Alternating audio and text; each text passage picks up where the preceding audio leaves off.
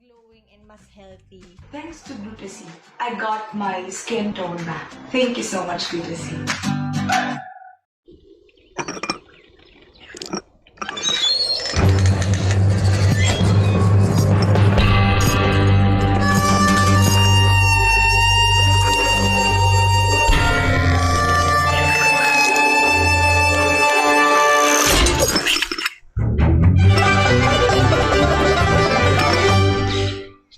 Every coffee needs a lotus.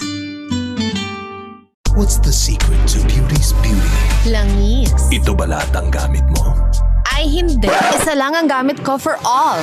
Moringa O2 Therapy Oil. Hindi lang malunggay. Meron ding olive oil and omega from sunflower oil. This therapy oil helps relieve my dry and irritated skin. It helps lighten my scars and stretch marks. It helps make my hair young and healthy. This is our beauty secret. Sana all! Zero oil.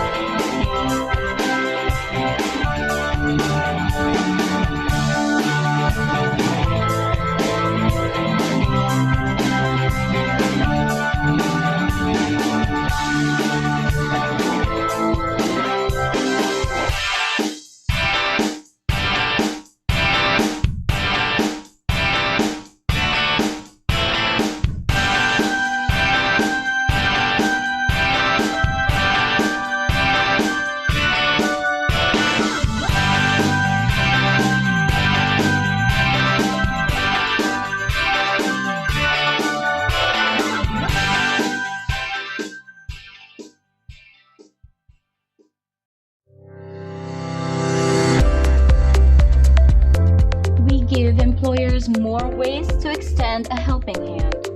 The financial programs we design with our business partners focus on creating a safety net for devoted employees. We believe secure and happy employees are essential for successful business.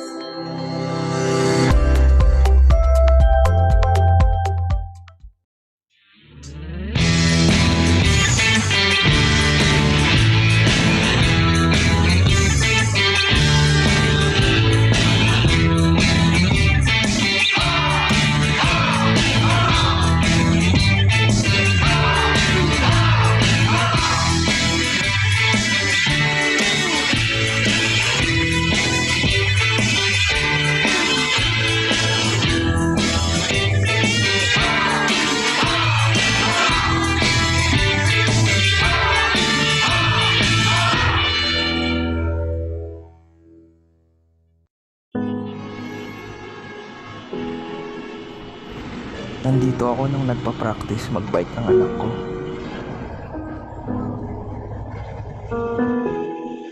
Nandito ako nung nag-birthday si Mommy.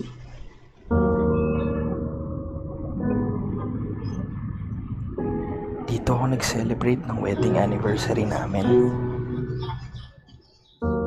Distance will always be a problem.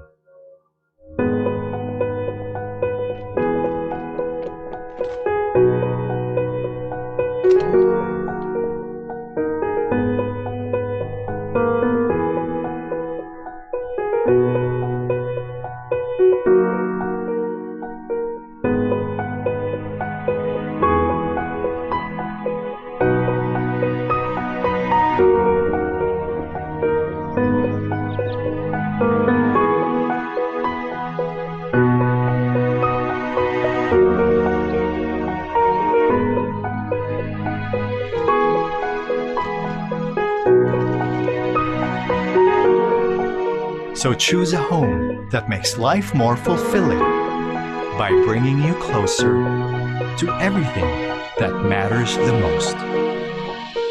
Arezzo Place Pasig. Live fulfilled.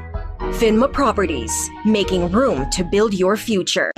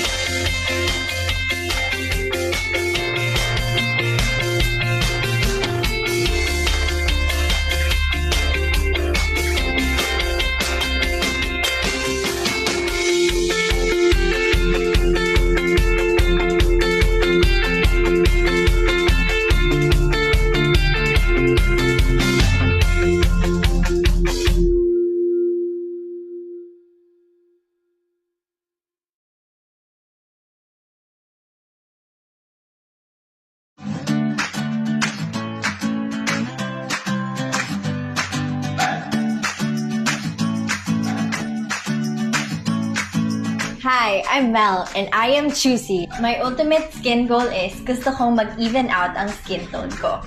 Hi, my name is Gian Anwada. My skin goals are to become whiter, fairer, healthier, and younger.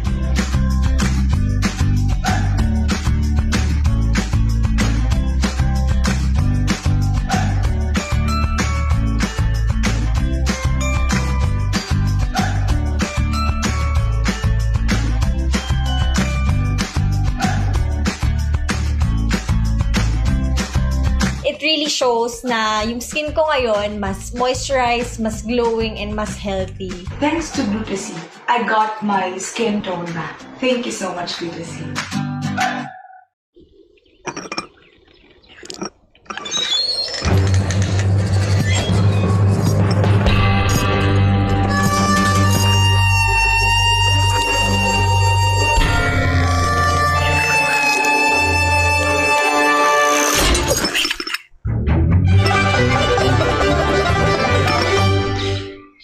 Every coffee needs a lotus. What's the secret to beauty's beauty? Langis. Ito ba lahat ang gamit mo? Ay hindi. Isa lang ang gamit ko for all. Moringa O2 Therapy Oil. Hindi lang malunggay. Meron ding olive oil and omega from sunflower oil. This therapy oil helps relieve my dry and irritated skin. It helps lighten my scars and stretch marks. It helps make my hair strong and healthy. This is our beauty secret. Sana all! Zero oil.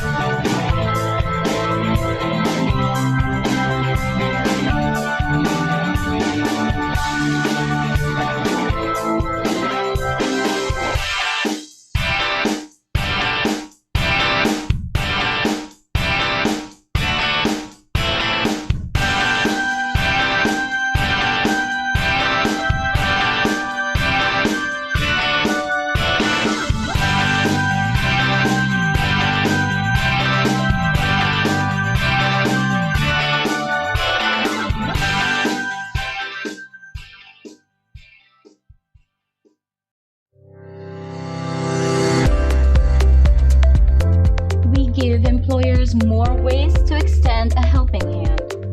The financial programs we design with our business partners focus on creating a safety net for devoted employees. We believe secure and happy employees are essential to a successful business.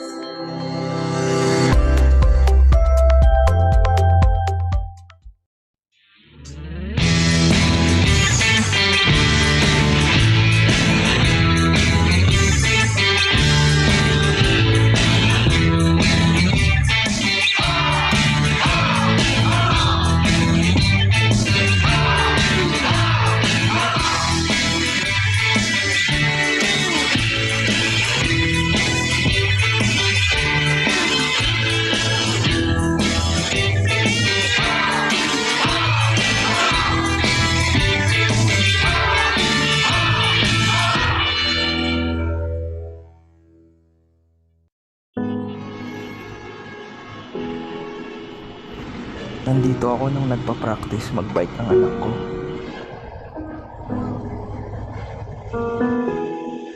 Nandito ako nung nag-birthday si Mommy.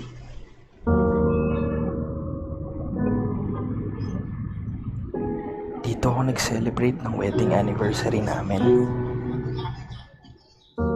Distance will always be a problem.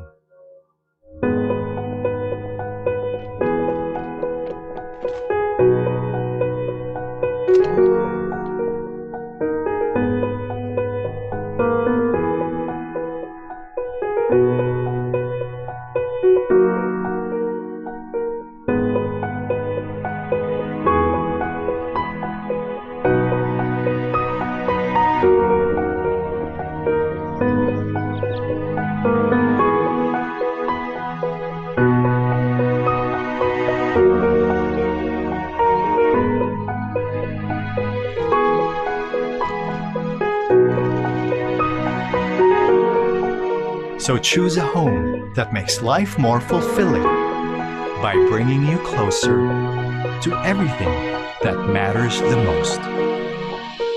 Arezzo Place Pasig. Live fulfilled.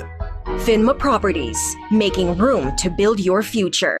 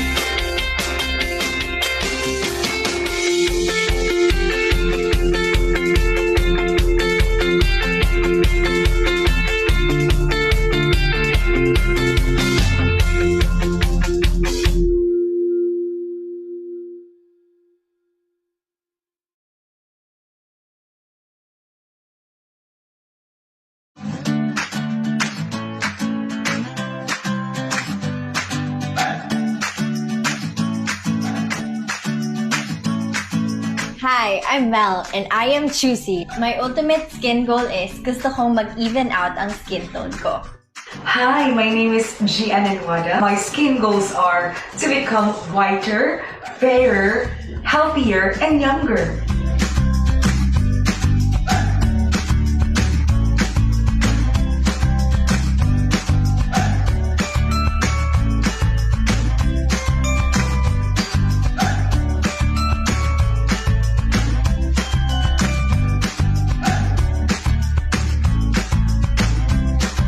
It really shows na yung skin ko ngayon mas moisturized, mas glowing, and mas healthy.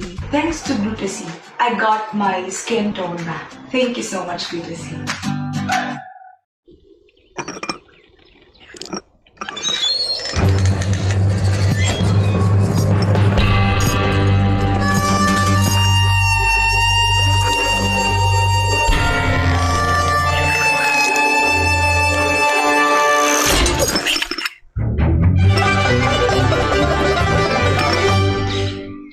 Every coffee needs a lotus. What's the secret to beauty's beauty? Langis. Ito ba lahat ang gamit mo? Ay hindi. Isa lang ang gamit ko for all. Moringa O2 Therapy Oil. Hindi lang malunggay. Meron ding olive oil and omega from sunflower oil. This therapy oil helps relieve my dry and irritated skin. It helps lighten my scars and stretch marks. It helps make my hair strong and healthy. This is our beauty secret. Sana all! Zero oil.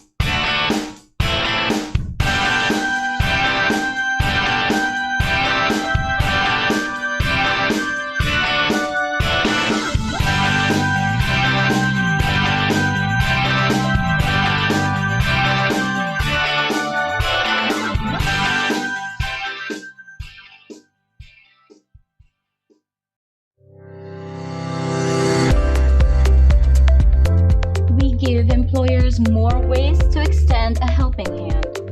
The financial programs we design with our business partners focus on creating a safety net for devoted employees. We believe secure and happy employees are essential to a successful business.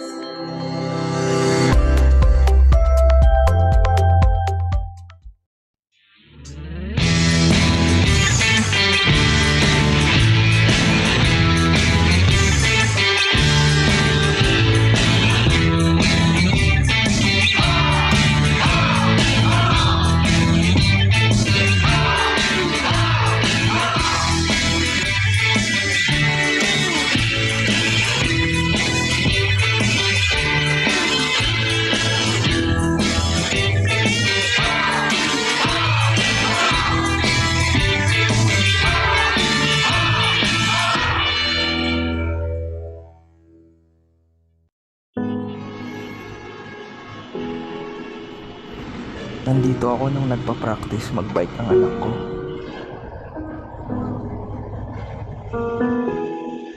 Nandito ako nung nag-birthday si Mommy.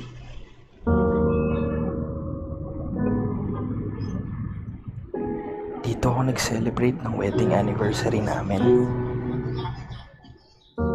Distance will always be a problem.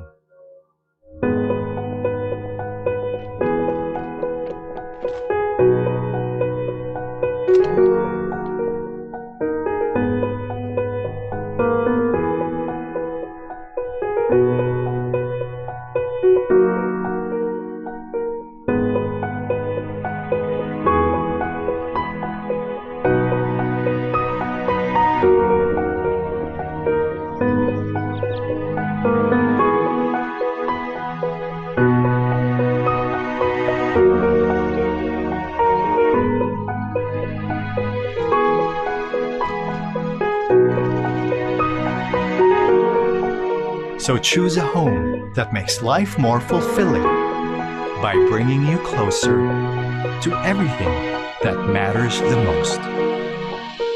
Arezzo Place Pasig. Live fulfilled. Finma Properties, making room to build your future.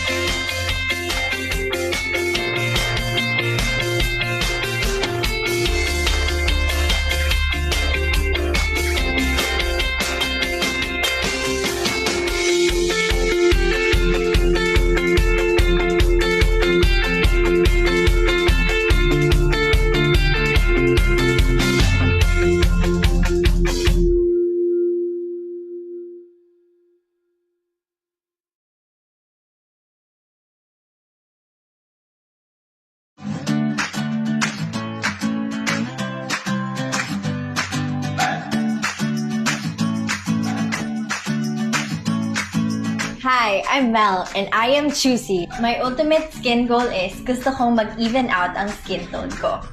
Hi, my name is Jasmine. My skin goals are to become whiter, fairer, healthier, and younger.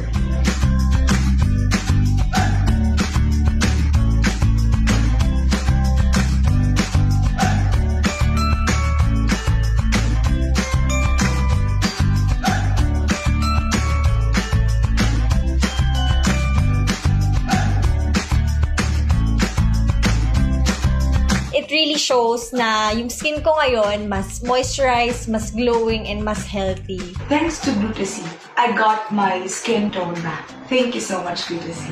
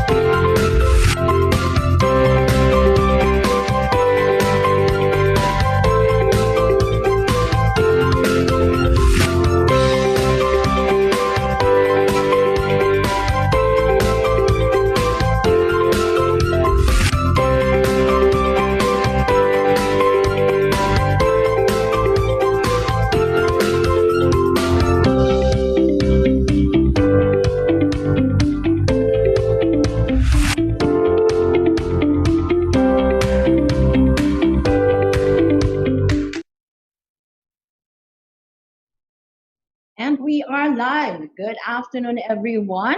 A pleasant afternoon to each and every one of you. Today is Marvelous Monday. It's another e-learning week for every one of us. And welcome to another e-learning session powered by Ariva Academy. So our topic for today is Cultivate Psychology Safety for your virtual teams during difficult times. My name is Irish Malanda Samson, and I'm your host. Everyone, please welcome our moderator, Mr. Howell V. Mabalot. Hi, Sir Howell. Hello, Miss Irish Malonda Samson. Am I getting across clearly? Yes, sir. Loud and clear, sir. You look beautiful as always. Thank you. Thank you, sir. Okay. Join me, Sir Howell, in welcoming our participants from out of the country. They are watching from Toronto, Canada, Vadodara, India, Chennai, India, Tuaran, Malaysia, Subang Jaya, Malaysia, Lalitpur, Nepal, Doha, Qatar. Thank you for joining us today. Singapore, Bangkok, Thailand, Dubai, United Arab Emirates, Abu Dhabi, United Arab Emirates, Dallas, Texas, and San Antonio, United States. Thank you for joining us this afternoon. And in order for us to have a smooth flow of our e-learning session, here are the house rules. Let us know who are the first-time viewers of our webinar. Please type in hi in the chat box now. Let us know where you're watching as well so we can greet you. Who are the first-timers? Good afternoon also to Miss Beeper Garcia. Thank you for joining us in our session. Okay, Florimel Ortega, good afternoon. Let's check in our YouTube channel. Hello, Ms. Mitch Mungkal. She is watching from San Pedro, Laguna. Hello to Lisa Flores as well. Ida Lee, Beth Carino, good afternoon, ma'am. Jeline Cruz, good afternoon, watching from Cavite. Okay. And Timer, Miss Sharon. Okay. Thank you. Thank you for watching us today. So let's do our sound check. You will be needing a good quality headset. Please type in the following codes. Please type in 111 to show if you can hear us loud and clear. Okay. Okay. Melody, 111. Johan Gomez, thank you. Antonio, Cherry, Gina Lynn, Trisha, Uriel, 111. Thank you so much. So meaning we're loud and clear and audible. Type in 222 if you cannot hear us or no sound at all. 2121 means the sound is breaking up or there's a log, and question mark if you don't understand anything. But so far, 111. Thank you, Miss Gina Marie Makatangay. Okay? Moving on, we will be having a quick break later after the presentation of our guest speaker and before we move on to our question and answer portion. For our question and answer guidelines, participants' microphones will be temporarily disabled by the administrator during discussion to avoid interruptions. Questions will be entertained after each topic of the session.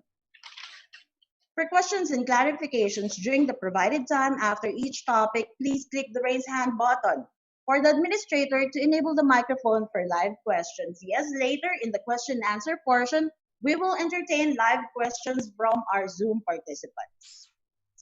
Type in your questions at the Q&A box. Again, at the Q&A box, not in the chat box. One question at a time will be entertained. Comments and feedback, please scan this QR code. This will be directed to our feedback form. Please send us your comments, suggestions, topics to discuss in order for us to improve our future e-learning sessions. And now, to discuss Cultivate Psychology, safety for your virtual teams during difficult times. Mr. Howell Mabalat, please introduce our speaker today. Thank you, Miss Irish. Am I still clear?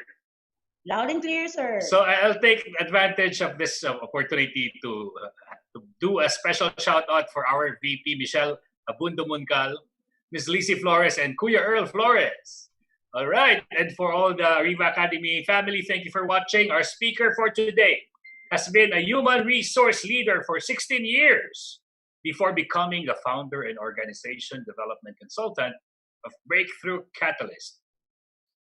Her span of wide HR experience encompasses the Singapore civil service, multinational companies, and the private sector. She specializes in organization development, change management, leadership development, team psychology, safety, and workplace performance coaching. She is the only Asia Psychological Safety Facilitator by Academy of Brain-Based Leadership. Wow. And she will be taking us through the topic, Cultivate a Psychological Safety for Your Virtual Teams During Difficult Times. Everybody, put your hands together for Miss Jasmine Liew. Thank you. Thanks, Howard. Thanks, Irish, and also Ariva Academy for this chance to do a live webinar right here in Singapore. I'm sure a lot of you are calling in besides Philippines, Singapore, and different parts of the world. It's of June and it's raining cats and dogs here in Singapore, but I see this as a positive sign. You might hear some thunderous applause, not from the screen here, but from the outside where it's raining cats and dogs. But thanks for coming here, and I think Ariva Academy did a great job to contribute this webinar as part of CSR efforts, especially these tough times of COVID-19. So I will share about this topic on Cultivate Psychology Safety for your virtual teams, with key focus on virtual teams, which most of us are working at home or leading at home during the difficult times. So I'll be sharing my slides now to all of you. Sure. You may go ahead, Ma'am Jasmine Liew. Did I pronounce your name properly?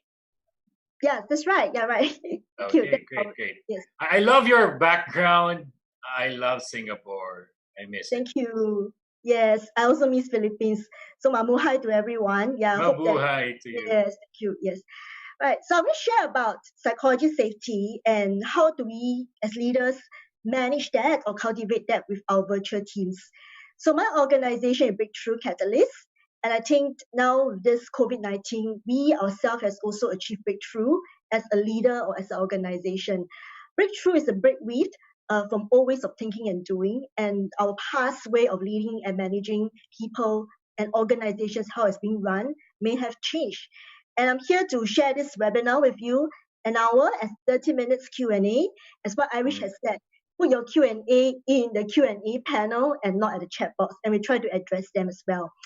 I'd like to thank those who actually sent your prior questions to me, and I've included in the content as much as I can. Good. So what will be covered today will be first define what is psychology safety for employees. It's a very huge term. So some of you may thought that it's related to psychology, but maybe we talk about the context in the work environment. And how is it important to have psychology safety for remote employees and virtual work teams, which will be a key focus, as well as the neuroscience and the brain fundamentals that drive our decisions and actions. Next, understand the safety domains that we all have in a work team. Lead your virtual team members effectively through the safety domains. And finally, a Q&A. Good. Right. So this report, it just came out in May by a US company, has shown some surveys being done, and employers are ready to reopen offices, but they recognize challenges ahead. Today is the last day of Singapore's circuit breaker. For some companies, I think in Philippines, they are also having a little bit of lockdown, working from home. And tomorrow we are going to reopen in Singapore. I think Philippines as well. So over 425 businesses in this US states took part in the survey. They actually found some kind of concerns. And through this survey, many companies are still holding back and still prefer their staff to work from home. So we shall do a poll now, a real-life poll in Asia context, especially with Philippines companies, majority over here. We're going to start a poll, and these questions will be posed by Howell, which is the work arrangement. So Howell, we're trying to share with them what's the poll questions. Sure, ma'am, Jasmine. So to all our participants here at the Zoom room, choose one of the three that's been provided. Working arrangement due to COVID-19, will you choose A? We will allow employees to continue to work from home. Or B, we will stand by our safety measures and insist these employees come to the office, or letter C, unsure at this time. By the way, Ma'am Jasmine, today is what we call the general community quarantine, as our participants answer the question. Sure. Now, this is the first day where we can go back to our offices. Today is the 1st of June. Okay, today, that's a great news. 1st of June, yes. And so we'll find out, this is going to be exciting, whether we're excited or not about us coming back to work. With 130 people or companies, right? For Yes. Singapore, tomorrow is the first day of school. Our students has been at home for about 2 months. Yeah, we've been home since March 15. It's 77 straight days, 78 days. Wow, that's great. So at this moment, 60% has voted, and you could see 80% still prefer the employees to continue to work from home. And 17% is stand by safety measures and insist they come to work. And still there's 5% that's unsure at this time. Yes. So let's show our YouTube viewers the result of the poll question number 1. Yes. So we shall pause 77%. Yes, Ma'am Jasmine. That's very huge, 77%. And there is still some coming back, but with safety measures. Shall we save this poll for future research? I think this is a very good pulse check at this moment. So I'll move on, and we shall stop the poll now. We can see the majority of you are still 77% allowing employees to work from home. Right. So we shall save this poll and move on to the next portion. All right, so let's just stop the poll.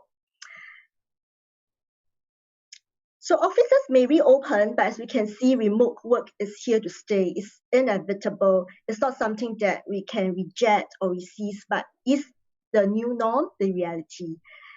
So does that mean your employee, they have the mental stress during this COVID-19, especially those that's working from home? Do they feel the social isolation and there's no connecting or connection with you as the leader of the team? So as the leader, looking at the statistics just now, 77% is still leading from your home. Your staff is working from home. Are you ready to lead differently in this new normal? First, we're going to understand our human brain. Since million years ago, our tribal brain is actually fighting for survival, to fight ourselves and protect our chances of survival against wild animals and other tribal groups. This is how our tribal brain evolves. And I'm sure every organization or companies have workplace safety measures and acts to ensure that the place in the environment is safe to work, is conducive to work. The key thing is about safe. Our brain actually seeks from safety from the tribal times.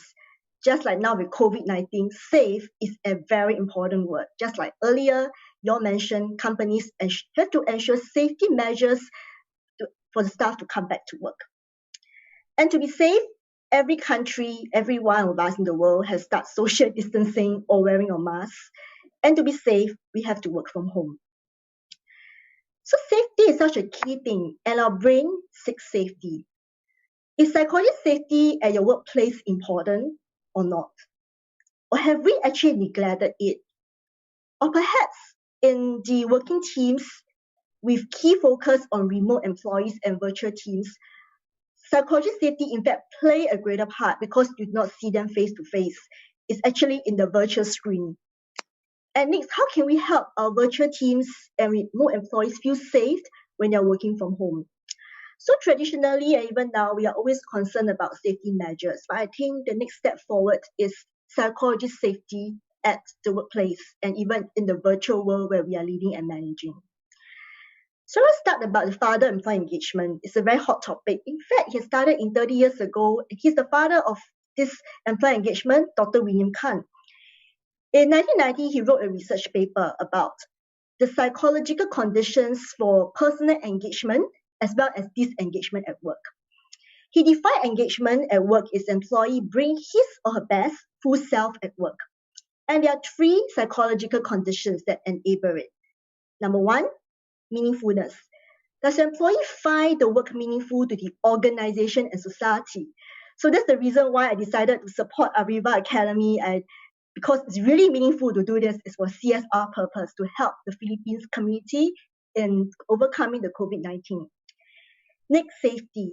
Does the employee feel safe to bring their full self to work without risk of negative consequences? And third, availability. Do they feel mentally and physically able to harness their full self? So among these 3 psychological conditions, safety is already a key thing. And his recent interview in 2015, he mentioned that we as leaders have to treat our employees as true partners to have this continuous dialogue in improving our roles and work processes. And leaders have to make it safe in order for employees to speak openly about their experiences at work. So what is psychology safety in a team? Last year in ATD conference, I met Amy Emerson. You will know her very well. She's from Harvard Business School, where she did a research on psychology safety in the context of working teams. So what is psychology safety? It means that in a work team, everyone has a belief that no one will be punished or humiliated for speaking up with ideas, questions and concerns, and even mistakes in the working environment. The team feels safe for interpersonal risk-taking, to be authentic, to ask questions and share. I still remember when I was in HR, many of our employees are very enthusiastic on the first day or even the first month of the job. Sometimes in the meetings, this newcomer will ask lots of questions and ideas or even share concern. But if a leader does not practice psychology safety, they will straight away ask more critical questions or even ask the staff that since you came up with the ideas, why don't you do it? Or even say, shut up, no, this is not a place for you to ask questions or give ideas. And that leads to psychological fear. So perhaps you may want to relate to your own experience when you are an employee at the times. What kind of leaders have provided psychology safety for you where you feel that you have the freedom to speak up and ask questions or share ideas or even mistakes, but you're not being punished for speaking up? So we shall do the next poll, and I'll invite Howell to lead this poll questions about what is psychology safety climate in your virtual team. Thank you, Ma'am Jasmine, Liew. And for our participants here in the Zoom room, please type in your answer or choose between or among 3 choices, A, B, C, D, and E, on what is the psychology safety climate of your virtual team. A, team members are very comfortable to questions, to share ideas, problems in the team openly. B, team members are comfortable to questions, to share ideas and problems in the team openly. C, team members may be comfortable at certain times to question, to share ideas and problems in the team openly. Or D, team members are not comfortable to questions, to share ideas and problems in the team openly. And letter E, team members do not post questions. Share ideas and problems at all. We'll see the intensity of level of trust, feeling of comfort, and the idea of sharing openly their ideas about problems in the team. A, B, C, D, and E. Type in your answer now.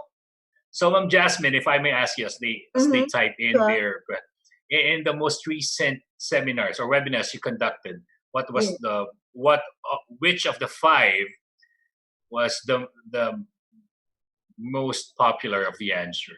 That's right. Actually, amongst all these 5, that was in Singapore. Most of the Singapore companies, they mentioned B and C. B is good. B is good. And yeah, but I would say most are at C. They're comfortable at certain times, not all the time, right? And of course, there are some who's not comfortable.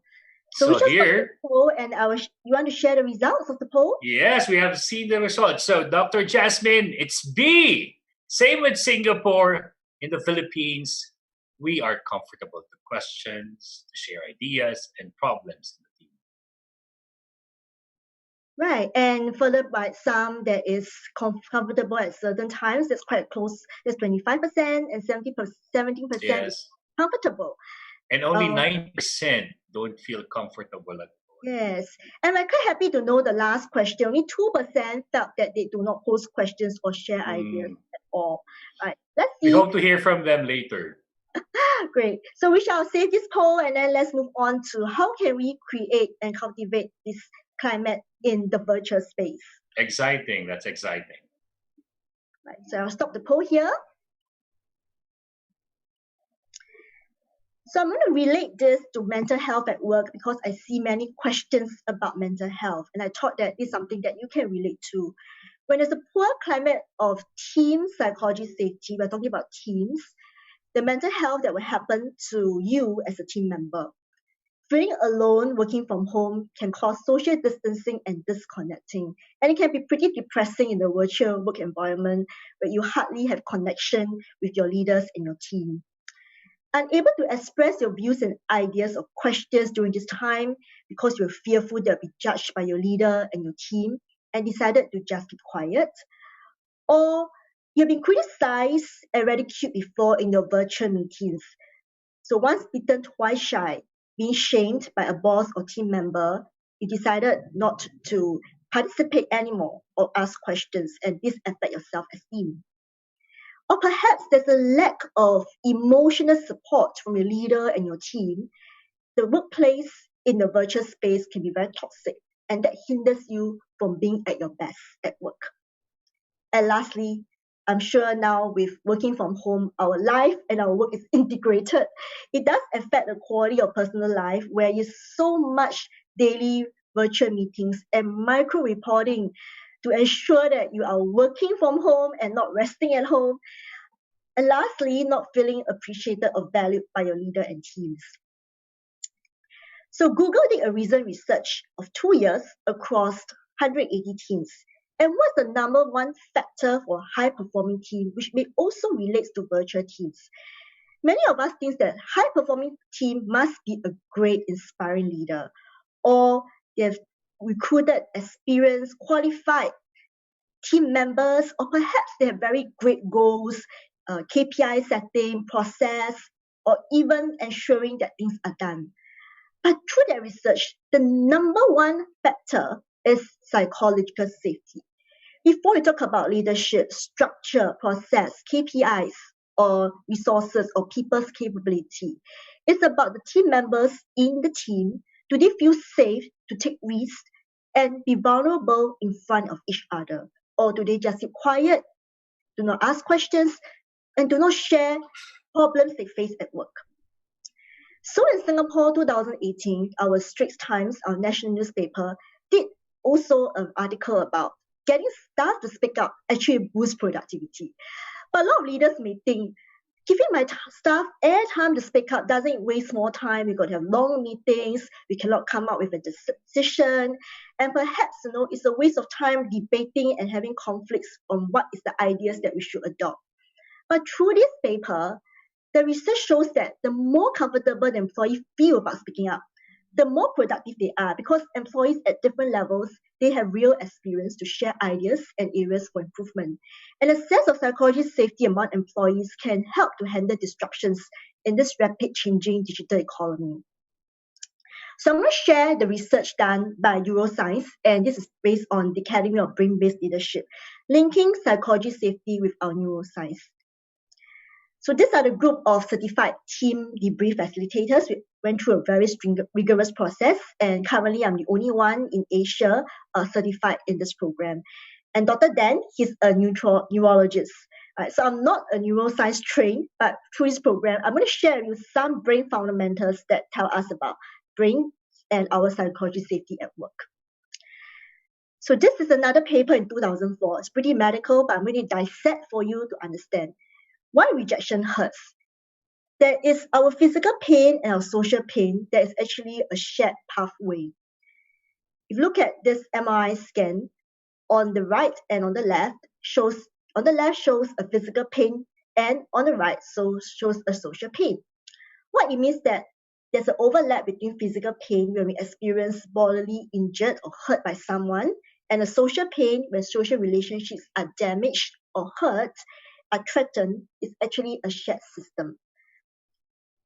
What it means here is that our physical pain and the social pain are all interrelated. Sometimes you can recall that physical pain comes about when you're being injured or hurt in a bodily reaction, but social pain could also make you feel unsafe, and that also can cause the kind of pain you have. So brain fundamentals from a neuroscience perspective from the MRI research shows that our brain will detect clues that is harmful to our survival, such as physical danger and social rejection. Since tribal times, that's how the brain works.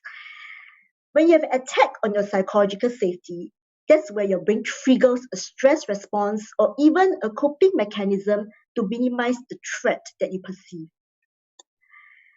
So how can we have this safety preference and understand about ourselves in the work? There are actually 5 domains. We all have the 5. It's a framework to talk about brain domains in a team and work context.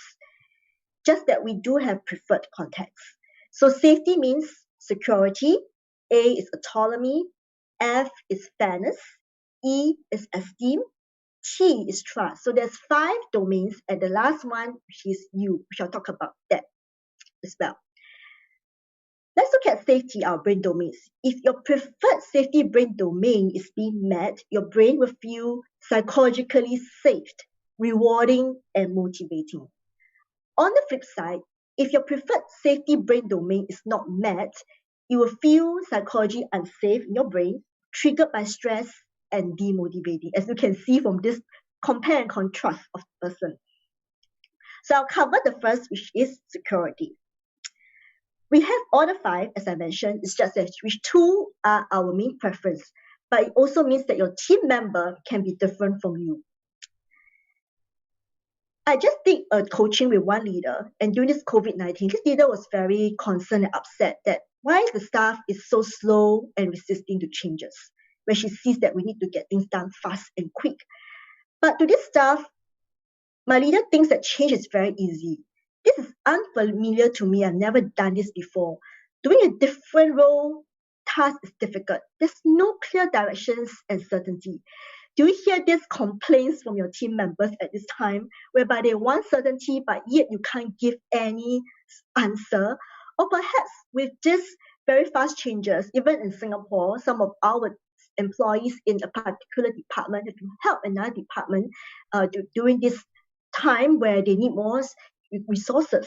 Or even in Singapore, we have deployed manpower across different companies, whereby one company, they don't need, just like in the airline industry, they don't need so much manpower, but they've deployed them to another organization or another department. So perhaps you hear this kind of triggers from the staff. And why is that so? There's nothing wrong with them because their brain craves for security. Security is a need in our brain that's rewarding, is something that is safe in the environment, is predictable, And the change is threatening to the brain if there's no clarity, consistency, and certainty. So that's the first aspect of security.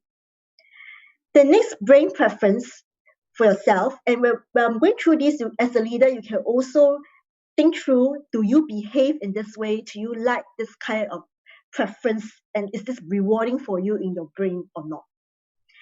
Autonomy. Now, some of the leaders and members, employees may prefer autonomy.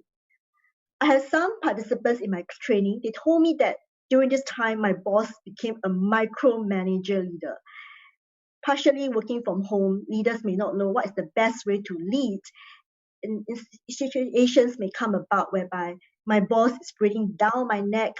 I have to be virtual throughout the day, my webcam on to ensure I'm working. I must reply my emails fast and follow my boss' way of doing things. I cannot come up with my own ideas. And there's a lot of micro reporting and micro tracking. Do you feel that as an employee, or are you also doing that as well as a leader? Now, if you yourself as a leader feel that way, this is one of the situations that happened. One of my participants, as a leader, she liked autonomy. So she gave the staff a lot of autonomy. Right? She doesn't really give them any directions, but give them something to do. But perhaps for us, our staff may also want that kind of autonomy, and their choices in the brain is having choices in making decisions, how things are done, and the lack of choices and self-control or lack of control decreases the engagement level of a team member.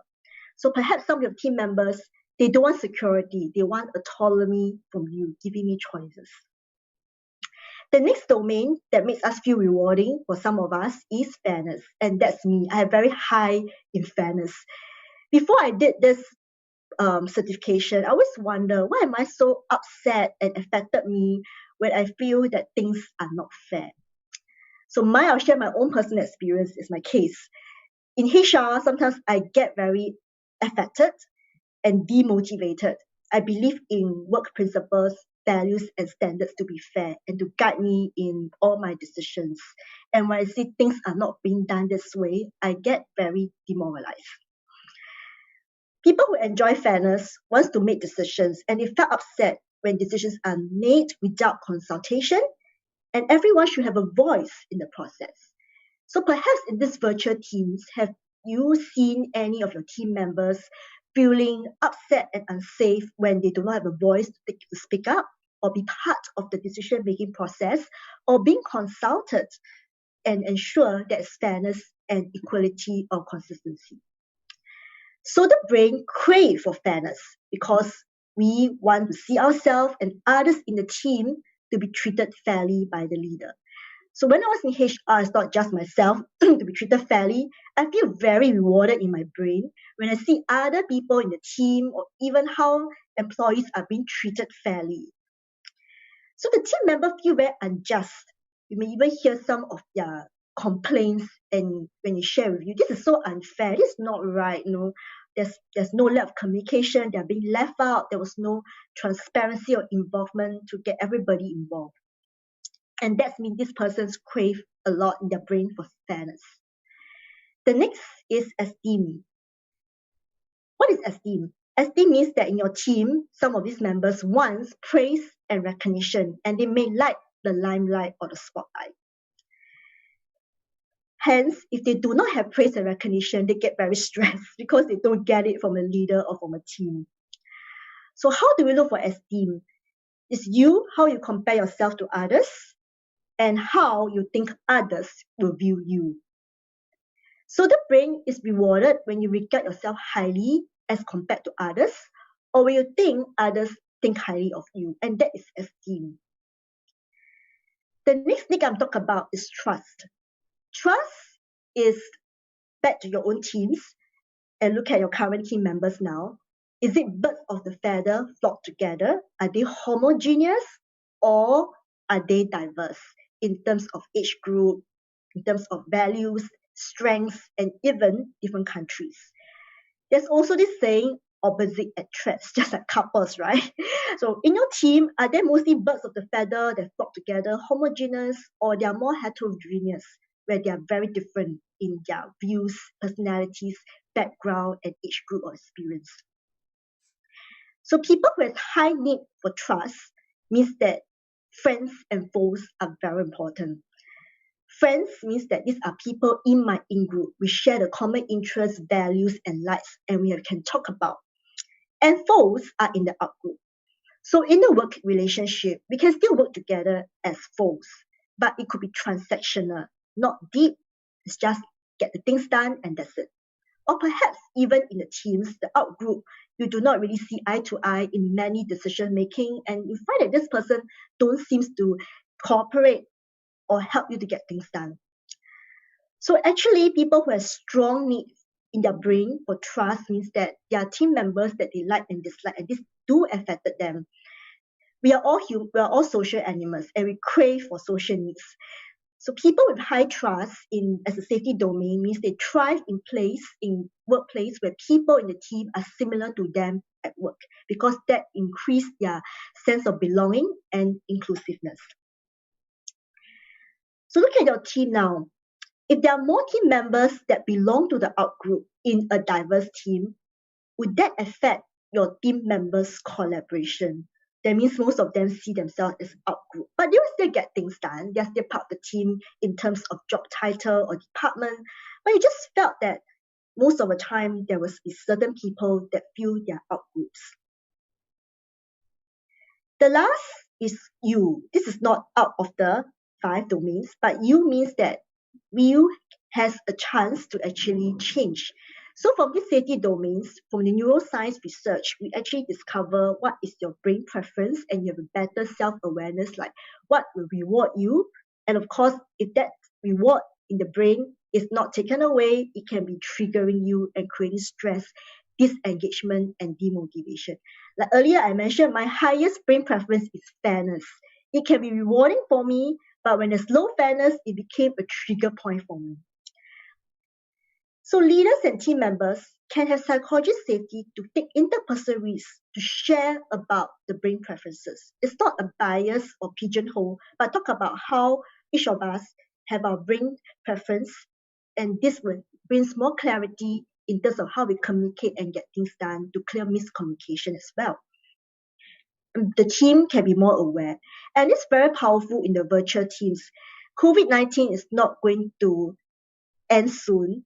Even today's newspaper, they talk about WHO. It's going to be sometime, we do not know when. So virtual teams, remote teams is going to be part and parcel of our organization and as leaders. So how can we be more using the safety domains to help us to connect and not be affected when you as a leader and employee do not see eye to eye in certain things?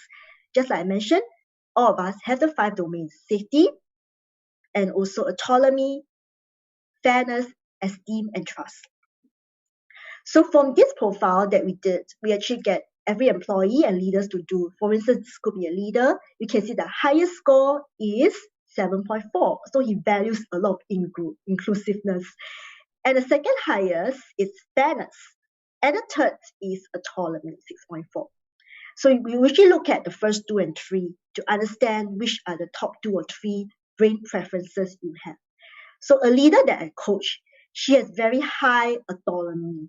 So that's why she thought that since my brain 5 autonomy is rewarding, I also treat my staff the same. I don't really give them much instructions. They should know what to do. I just tell them these are broad ideas, this is a timeline, and I expect these results. But the staff with very high security will get very stressed, because my boss is not communicating with me and think it's so easy to be done. It's so unpredictable and uncertain. And for someone who made decision without including anybody or making others feel safe, the person with high fairness will felt threatened and disengaged. And again, if a leader do not value esteem, they may not give recognition and praise openly or freely. The staff who wants esteem needs may felt neglected. So from here, knowing each other's preferences, we can take the interpersonal risk-taking even at a higher level. So what I usually do is, based on the brain safety domains, I will always ask the team what is similar and different between the leader and the team members and amongst the team members.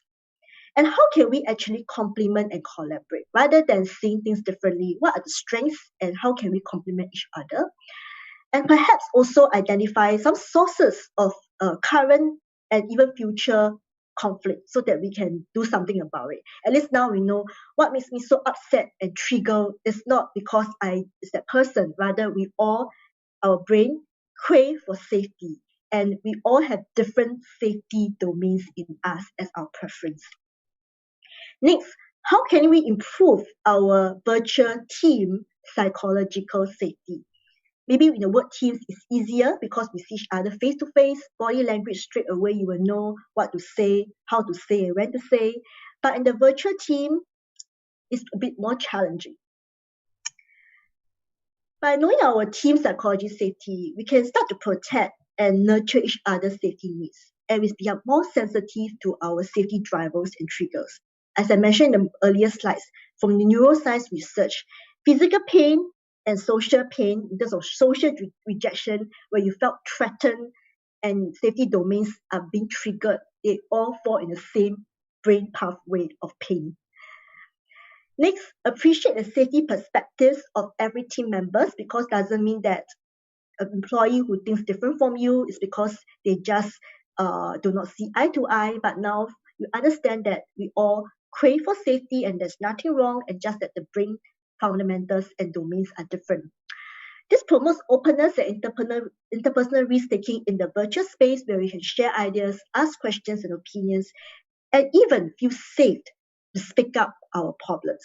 I think in Asia, we tend to be afraid to speak up our problems. We felt that we could be judged, or we want to have self-preservation from our leader or team members that we are good, we have no problem.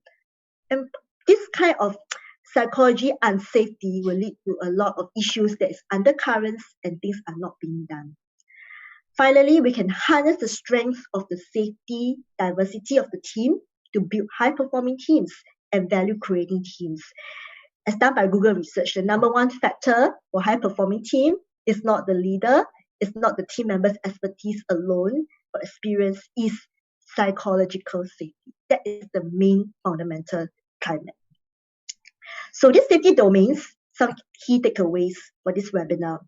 Those who are keen, email me and I will be able to send you a complimentary safety profile that for you to identify amongst the 5: security, autonomy, fairness, esteem, and trust, which is your highest preference. And I'll be able to do a coaching session with you to identify and understand more about these safety domains and how have you faced any challenge working in your team members who has different safety domains from you. And of course, Ariva Academy for bringing this opportunity to be here from Singapore live, virtual space. I think that creates such a huge breakthrough. We don't need to be here physically anymore at this moment. Psychological safety as the key to high-performing and value-creating teams. You can contact Ariva Academy for virtual programs that I can do under Team Safety Workshop for the organizations in Philippines. I decided to save more time for Q&A. I think that is more interactive and something that you are sure want to know at this moment. But the context will be on psychological safety. Right, so I hand over to Howell. Thank you so much, Ma'am Jasmine, Liew. Everybody put your hands together. Thank you. Wow. Silence applause. Okay, also few virtual applause. Yes. So happy. 40 minutes of intense, highly informative workshop. And you know what? I have a lot of takeaway already in a matter of 40 minutes. I love that you want us to be more aware of safety. And the acronym safety, security, autonomy, fairness, esteem, trust, and view will be very useful. And this is current, this is timely, and this is what we need, especially in times when people now are uncertain and are unaware of what will they'll be getting when they come back home from work today, being the first day of work here in NCR. So again, thank you, Ma'am Jasmine, Liew. Okay. I'd like to make one important announcement. I think this webinar is pro bono, even myself. But I think give the donation for the purpose of the fellow Filipinos who are in survival mode during this difficult period. So I think Ariva has posted that on the chat box. So feel free to give some contributions. And we will follow your example for doing it pro bono, doing it for free. Then we will do something and give something for free in return. So don't you go away, everyone. We'll pause for a 2-minute break. And what will happen is that during 2 minutes, Ma'am Jasmine Liew will maybe grab a bite or sip a cup of coffee, while you in the Zoom room can type as many questions as possible related to psychological safety. I'm so excited already. And when we return, if the first part has been very exciting and informative, I believe the second part will be even more. So don't go away. We'll be right back. We promise.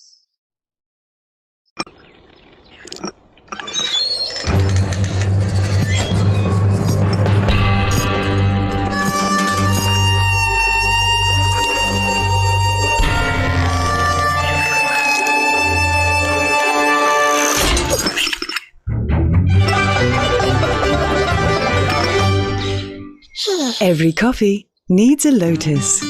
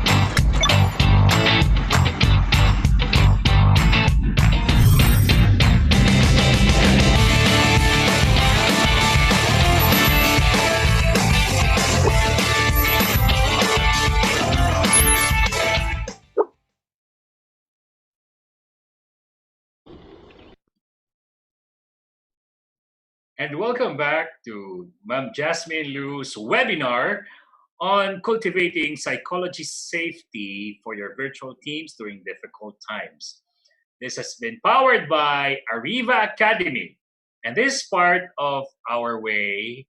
The program support our frontliners, our way of helping during COVID-19. Learn and share. This is the call of the moment.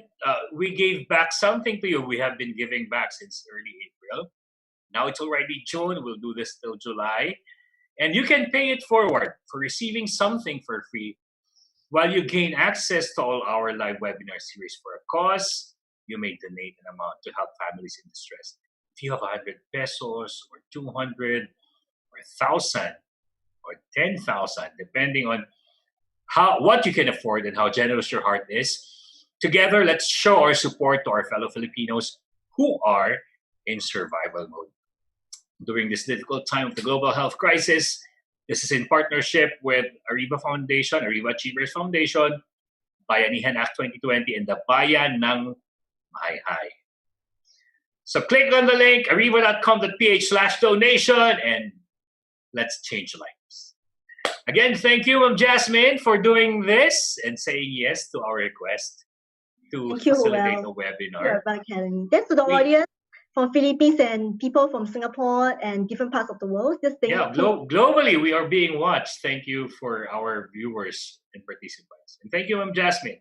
At this moment, I'd like to greet our Philippine participants from Aklan, Bacolod, Baguio, Batangas, Bulacan, Cagayan de Oro, Cavite, Cebu, Daet, Camarines Norte, Davao City, General Santos City, Iligan City, Iloilo, La Union, Laguna, Legazpi, Nueva Ecija, Pampanga, Pangasinan, Quezon Province, Rizal Province, Tarlac, Tuguegarao, Valencia, and NCR. We have hundreds and thousands of fans all over the world, Ma'am Jasmine. Yes. Are you ready now? 8 people. Yeah, I have 3 questions already on the Q&A. Shall I address them now?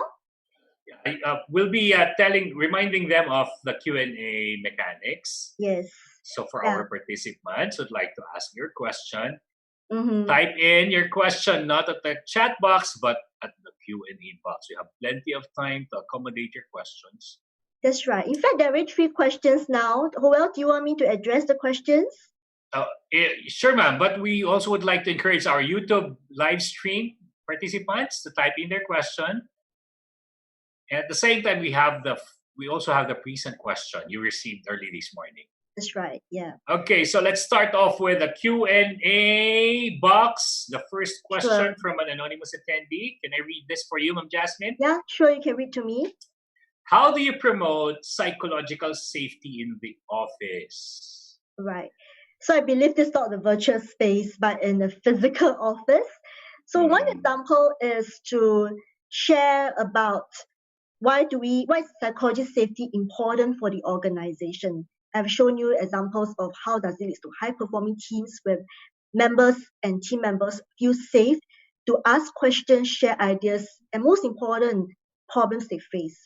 Actually, there's a saying in Chinese, also in English, which is failure is the mother of success. Problems is the mother of success, because we should not hide or keep our problems to ourselves. It's for the learning purpose and improvement prevention purpose. So psychology safety is very key at this critical time. Even now in COVID-19, we do not have the answers. When will this end? And what is the solution? We just have to go with the flow. So the more we need in the organizations to create that safety for people to share and up-level the organization innovation. The next thing, of course, through the safety domains is ability for us to share our brain preference. As you can see, we all crave for safety, part of neuroscience research. Social pain and physical pain is the same. Social rejection, right, is the same. It is imprint in our brain. So from that conversation showing our safety domains, it's a safe conversation. It's about interpersonal risk-taking, that we all prefer different things, just like different foods that we eat. And that will help each of us to have a better understanding, prevent miscommunication between leaders and their team members. So I've answered that broad question of how do you promote psychological safety. First, shows what is psychology safety in the workplace, how does it help in teams and organization, and of course, doing the profiling gets to know your preferences. Okay, so I've answered live. Thank you so much, Ma'am Jasmine. Yeah. Now, Ma'am Jasmine, I have received a message from my own personal messenger. Mm-hmm. Just to clarify, you don't have to be a psychologist to promote psychological safety. Am I correct? That's right, because a lot of people mistake psychological safety as mental wellness. So you notice that I spent quite a fair bit in the earlier part to talk about why psychological safety, right? And you also link back to employee engagement, the 3 conditions where we feel that we are leading a meaningful job that can contribute, and we feel safe to do our best. So that's one of the 2 conditions. The psychology safety has linkages to neuroscience. I'm not a neuroscientist, but from the certification program that I took, and currently I'm the only Asia participant and certified in this program, I found that, wow, actually neuroscience has lots of things to talk about psychological safety. So it doesn't refer to psychology. So that's why the clarification is done in the first start of the slides as well. Yeah. Do you want me to answer the second Jasmine? question? Okay, the second question, I'll read it for you and then you will answer this. Elvira Garcia. Thank you, Ma'am Elvira, for the question. For Ms. Liew, what advice can you give for the team members who have stopped communicating to their boss or stopped giving ideas because the new boss only listens to himself? This is a group of executives, and their owner hired a new GM a few months back. The executives used to directly report to their owner. Thank you, Sure. Ma'am Elvira. Yes. So this shows that there's no psychological safety at all. The team members don't want to give ideas or Yes. do not want to communicate. Right. So this new boss, perhaps So this new boss is an outsider. yeah, perhaps he has lack of self-awareness. Maybe you can, from what I shared about safety, perhaps you can also make some guess that which is his safety domain. Is he more on security?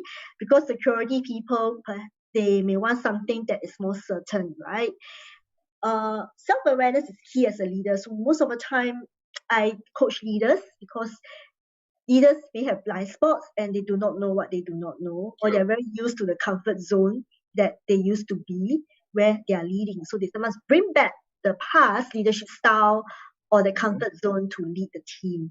And I felt that this is an important conversation, but is the team ready to take the interpersonal risk-taking to connect with this new boss? Or is there another way to give feedback? I think feedback is a gift, right? So we can have positive feedback, but of course, when we have a communication with the GM, be candid and also share constructive feedback on what can be done better.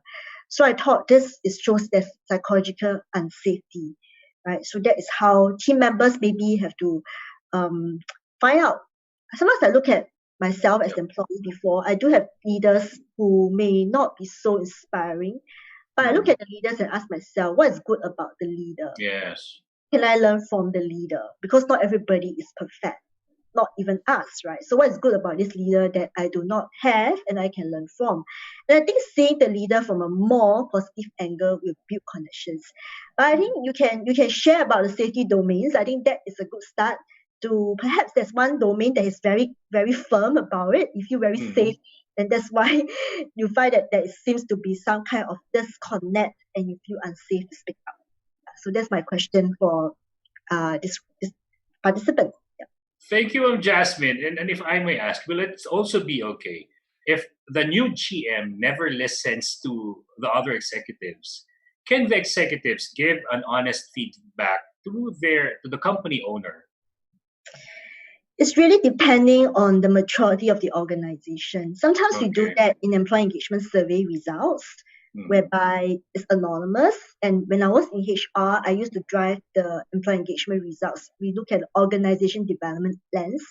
We do see some toxic department and some toxic leaders from the survey results. And very apparent is the quality statements, the written statements. But what we do is really take it at a very neutral, fairness, right? So we also talk to the leader to understand more about. Okay, great. That's great. As I mentioned, leaders may not know about their blind spots. They could be very one direction, but leadership nowadays, we talk about 360 feedback. So whether it's but I felt that first build that trust with the leader first, build that connection. And perhaps that will help you to give that feedback easily. Or you can start with praise first. Praise and then what you can do better to and you can mention to the leader what you can improve or do better as a form of feedback. Thank you, Jasmine. I'd like to remind all of our Zoom participants to type in your question at the Q&A box because I've been seeing some questions being typed at the chat box. And Ma'am Jasmine, to be fair to our participants who pre-sent their questions early on, I'll be reading the first question in our list. Joan Ricote is asking, as a health worker, what are the things we must do to avoid being stressed with the current situation, GCQ, or the lifting of quarantine, not really the enhanced quarantine, but we're still being, as people and workers under general quarantine, we are now required to report to work more often than we were before. So how can they be safe when they are, as health workers, every day exposed to COVID-19? All right. Healthcare is something very passionate in my heart. I used to work in a hospital and I do train a lot of healthcare professionals as well and nurses. Yeah. So I think the first thing is healthcare really lack self-care. Self-care, it's Very true. burnout. It's a burnout profession. Today, I just read a newspaper in Singapore asking about the healthcare professionals, the nurses, how are they feeling? They are very burnout in terms of manpower shortage, huge manpower shortage. And the worst is the public are actually avoiding them. The public looks down on the healthcare professionals, thinking that they're dirty, they have the virus with them, and they're very rude to the healthcare professionals. I think that is very, very bad. So maybe I talk about the workplace context, but society really differs. As I mentioned, I can't talk about safety precautions in terms of preventing yourself from facing this COVID-19 and ensure that sanitation is there. But I think as a healthcare professional, if you felt that more things can be done in terms of the safety measures to keep yourself safe while serving at the front line for the patients, it's important to speak up. Yeah.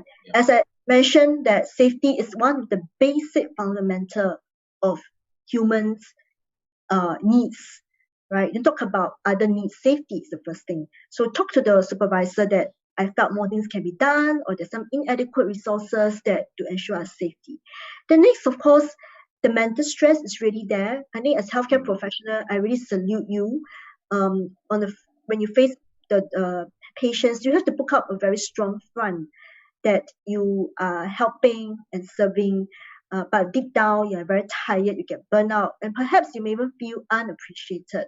So I think the community that can help you the most is the people around you in the hospital, which is the leaders provide psychological safety for you to share your problems, your concerns, and not being judged for speaking up. I think that really gives us the assurance that I have a voice, right? I can be at my best. Or perhaps from the safety domains angle, some healthcare professionals may think that I prefer my boss to give me autonomy because autonomy is my preference. When my boss asks me a lot of details, micromanaging me, does not trust me, it gives me more stress, right? And maybe for some of you as healthcare professionals who are concerned about security, maybe that certainty, the kind of clarity and regular communications from your leader helps. So actually, safety domains can be applied to any industry, any occupations. Of course, that will change in the context of what you're doing. Yeah. So I have mentioned that and talking about the need to speak up is one way to avoid stress and burnout. Yeah. Thank you, Ma'am Jasmine. Anonymous attendee is asking you, is psychological safety a way to develop assertiveness? That's right, because you dare to take out the risk to speak up. You're not fearful of being judged or reprimanded or scolded. I think that really takes a lot of courage. Remember the story about this in Denmark? Maybe you heard about the emperor with no clothes. Yeah, the emperor is a very arrogant emperor. He thought he was wearing a very expensive, priceless coat, but actually he was wearing nothing. But throughout the whole parade, all the citizens dare not say anything, but they were all congratulating him and saying, wow, what a very gorgeous coat you're wearing. It's priceless. It's the most beautiful one I've never seen. Until what happened? Until a young boy who dared to speak up and say, the emperor is not wearing any clothes. Right? So why are people feeling so unsafe? Because perhaps of past experience or current experience where when you speak up, the leader is very judgmental. Yes. Leader do not value it. So I think this psychology safety has a lot to do with leadership awareness, change, and also the culture. Yeah, and we have seen more younger generation coming. I think for the Philippines as well, the young generation, the millennials, like my kid, who is a Gen Z, in school, they speak up, they ask questions, they assert their viewpoints. So psychology safety is here to stay, and even more as we have newcomers and younger generation coming to work. Yeah. So I've answered that questions on a way to develop assertiveness. Thank you, Ma'am Jasmine. Another anonymous attendee is asking you, in our corporate setting, we have low scores in team collaboration. Listening to you now, perhaps psychological safety is a factor. As you suggested, all team members have different personalities and different score in the safety area. What practical steps should the team take to learn to collaborate with each other and make things work? Thanks, and I learned so much from you this afternoon. Thank you. Yes. So actually, a lot of times collaboration fails because we do not trust each other, and we get very upset that why are you like giving me a hard time? For instance, someone who has very high security, right, in the team may be very uncooperative and resist change, and the one with high autonomy may a lot of times don't tell you what they're doing because they like to have their own freedom.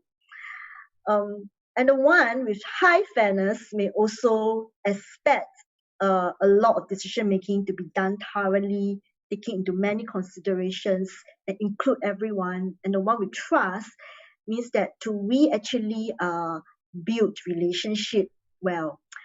So you're right. One of the key reasons for lack of collaboration is perhaps we don't feel safe to collaborate because there is no sense of purpose to work together. Physical, superficial, yes. Transactional, but not deep, not transformational. We need to move from transactional, being asked to do because it's part of the role and being ordered in the hierarchy, to transformational. So with these safety domains, bringing out to share, as I mentioned, it's not about whether you have good or bad domains. We have all the 5. It's just that which our preference. The same what kind of food we like to eat. So when we have that conversation, we are taking interpersonal risks in a safe environment to talk about, hey, this is my preference and this is what I want, what I like.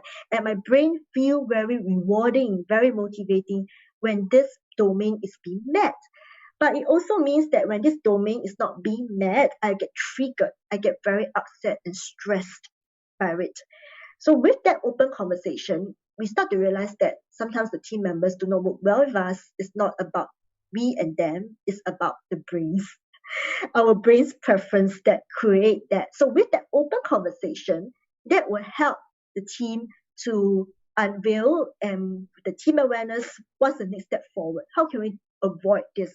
By understanding your safety domains, what do I need to take note of? How should I protect or take your safety needs into consideration? It's just that when you make decision, you don't just, let's say you're very high in autonomy and you don't really care much about security needs or people who want fairness and you just want to get things done fast, and now you become more mindful of being inclusive with people with a different safety preference. Yeah, so that's how I answer that question. Thank you, Ma'am Jasmine. And I'd like to point out something from what you said about inclusive or inclusivity. Ariva Academy, I was able to facilitate several seminars and workshops for this client of Ariva Academy. It's a multinational company, and they tried and they succeeded in upholding a culture of respect. And we have done a lot of seminars on diversity and inclusion, and it came to a point when everybody who comes in can wear whatever they want. Men wanting to wear women's clothes, women wanting to wear men's clothes. PWDs or people with disabilities or different abilities are welcome. Everybody can speak up respectfully. They have a common CR for everyone who would like to relieve themselves, and there's no judgment. And the way I see it, you mentioned about safety. Trust has become one of their strongest pillar by advocating respectful culture. And we were amazed, and we see how people become empowered, and that's a beautiful thing, Ma'am Jasmine. Thank you. Thanks for sharing about that. The high performing team. That's a high performing team. That's a high performing team. Thank you, Ma'am Jasmine. We also have a question from Emelinda Alana. If a leader is micromanaging, what is the best way to avoid conflict and call her attention that it is ineffective for her team members? Yes, there's many ways to answer this question, but today we talk about psychological safety, right? So I explain in that context. First, I think where I share the 5 domains, perhaps you might have known what is that leader safety domain. Okay. I do not know the leader personally, and there's no way for me to give you a correct answer, accurate answer, but I sense that leaders who micromanage maybe are very concerned with security, because security need is for certainty. The brains like certainty, they like clarity, they like consistency.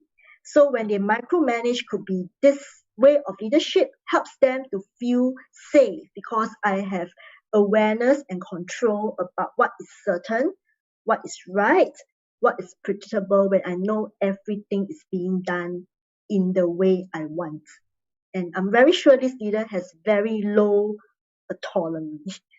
If she has high autonomy, she will not be micromanaging. She will be letting you to decide how to do it, but given the timing to submit, the results to achieve, and the resources that you need to manage. So this, from what I've seen here, from the behavior, it seems to be high need for security. Right? And of course, if you can do the profile, we can have a conversation with her. Thank you so much, Jasmine. From Christine Ada Gonzalez, how can we ensure psychological safety during online trainings? Actually, it's very ironic. I've been doing a lot of virtual training for the past 2 months, and I've never met my participants face to face except on the virtual. But yet, we felt much more connected. For me, I'm an introvert. Introvert people, I find that the virtual space seems to work well for us because the physical space, from the handshake, the face-to-face body language, sometimes gives us, we need more comfort, need more safety in us.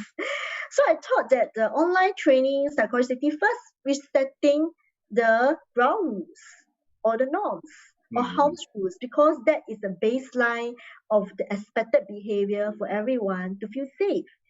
And whenever I train in the virtual space, sometimes my participants attend the training. It's not their choice. They have to come because they're forced to come. And I always ask that question to them, that why are you here? What's your learning objective? Okay, to get them feel safe to speak up about their learning objective. And sometimes they really tell me, I do not want to come. I'm forced to come, or I still do not know my learning objective. But I felt as if we let them feel safe to share and we acknowledge it, and later on, when I actually acknowledge, I know where you're coming from. Perhaps along the way, by this day to this program or 2 days program, you can find something that resonates with you. So I think that makes them feel safe, that there's nothing wrong if I speak up that I'm actually here, but I'm being sent and forced to attend training. And the other way I did for the start the training usually is to ask a question that's relatable to everyone. That means everyone can resonate. So for instance, like one of the common questions I ask in Singapore context is, what is one thing you learn or discover about yourself during this circuit breaker? Because we have not been working in the office for close to 2 months. So what is something that you learn or discover about yourself? And I can tell you, everyone in the virtual training speak up and share. And that brings connectivity. Although we are from diverse background, diverse companies, we all have a common point, which is that question. So I've answered that in the terms of doing online training. So thank you, Jasmine. Anonymous attendee asks you this. Sometimes what is difficult is regulating oneself to protect others' psychological safety. How do we improve this?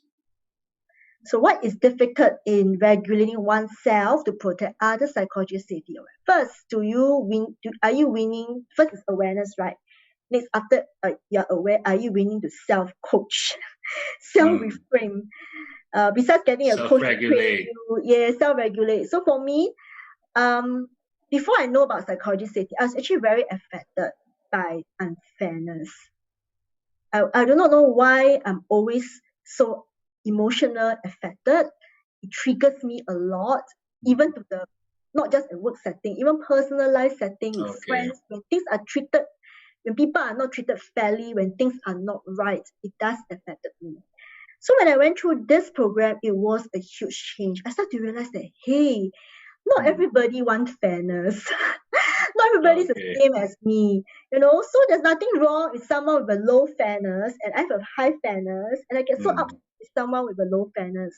So I think most important is, after you know that we are all different, because we all have different safety domains, we start to be more open and receptive to the other party.